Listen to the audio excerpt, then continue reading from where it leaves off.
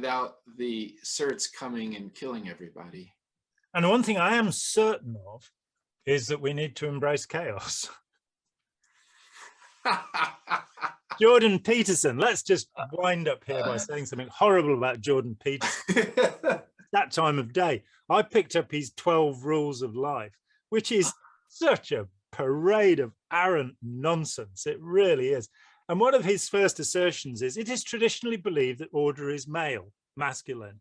I'm going, which tradition believes that, having read a great deal about the traditions of the world, because I'm fascinated by religions and beliefs, and I've been reading about it since I was a teenager.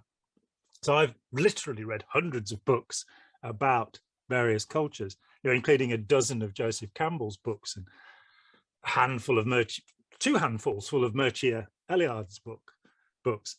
And so we have this idea that it is a traditional belief that order is masculine, so therefore this chaos is feminine, according to him. And I waited, and 3 pages later, he tells us about the yin yang. And you say, oh, this is a really deep student of Chinese philosophy. He's calling the Dai Chi the yin yang, as hippies and New Age people do. And the idea that the Dai Chi is showing that it's got order at one end and chaos at the other. And you're going, no, it's got red at one and black at the other.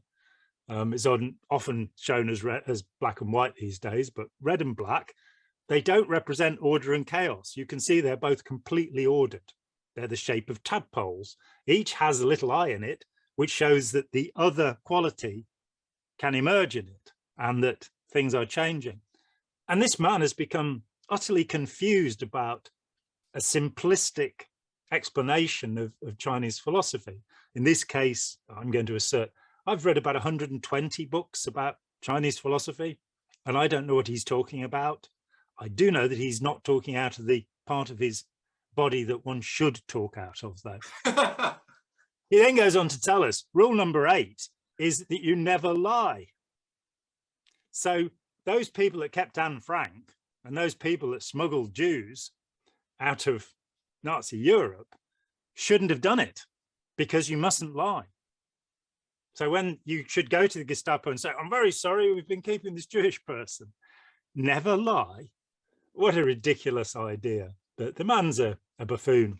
So I'm happy to have, and we're not in an evolutionary way related to lobsters particularly either, which he seems to think, this idea of a layered brain that's got an old bit that's a crocodile and a new bit that's a mammal and then a human bit, and ne'er the 3 shall meet.